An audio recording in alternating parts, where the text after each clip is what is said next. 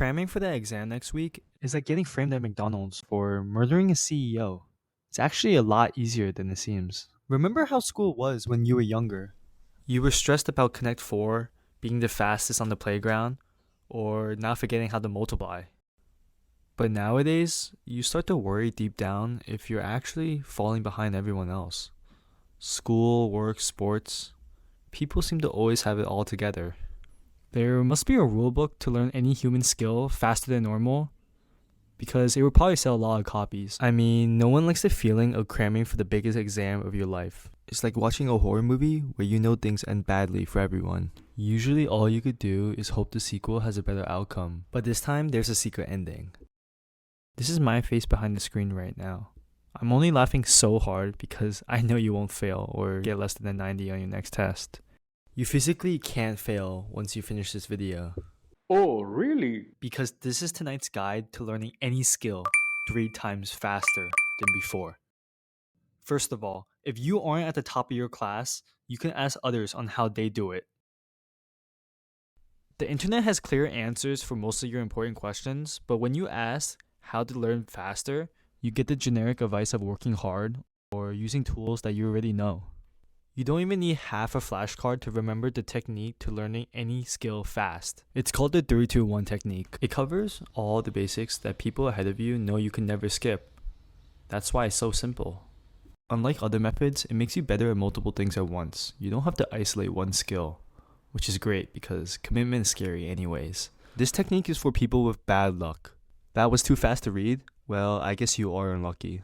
But being unlucky is exactly what you need for this technique. Oh, really? To explain why, we have a special guest, Steve Irwin, a zookeeper from Australia. Now, how would a zookeeper help you make the varsity team or ace all your finals? His literal job is to learn life skills fast.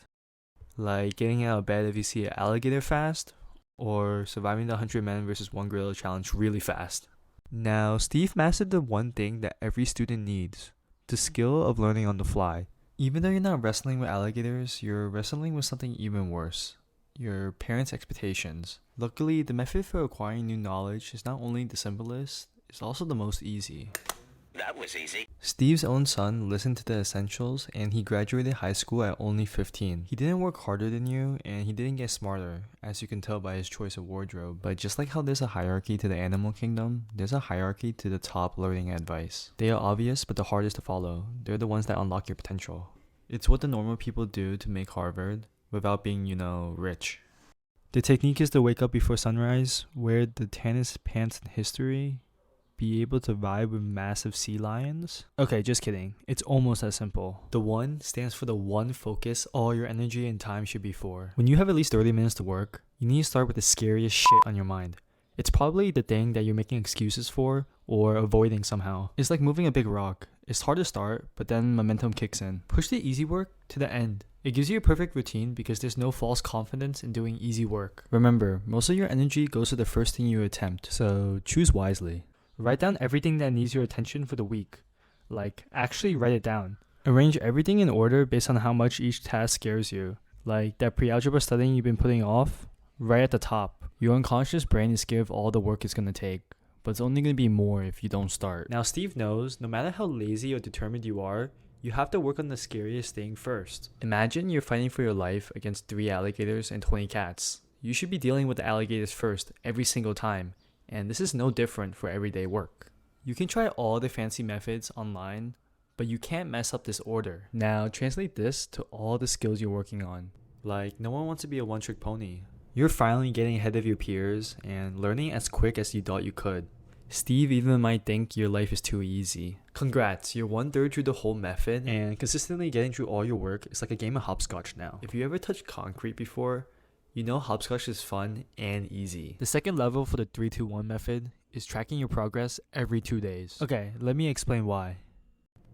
Oh, sorry, I was waiting for 2 days to pass. You see, work ethic isn't the most important thing. It's how often you readjust your goals. Treating every day like a strict deadline is like asking your favorite stick figure animation YouTuber to post more often. It's just not going to help at all. The problem for setting a to-do list every day is that there's no room for error. And when the day comes around, and it will, then nothing seems to go your way.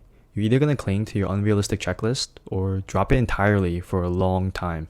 Think about your self-improvement as a bike race that resets every year. You can see here, there will be uphill and downhill sections. The average advice says to ignore them and pedal hard all the time. Do I look like David Goggins to you?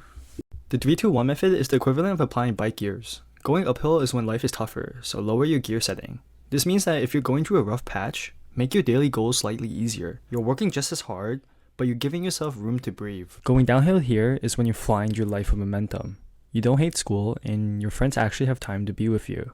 Now, make your gear higher. You decide to practice 2 hours at SAT instead of just 1. The point is that no matter if you're going uphill or downhill, you could be strict on hitting your checkpoints.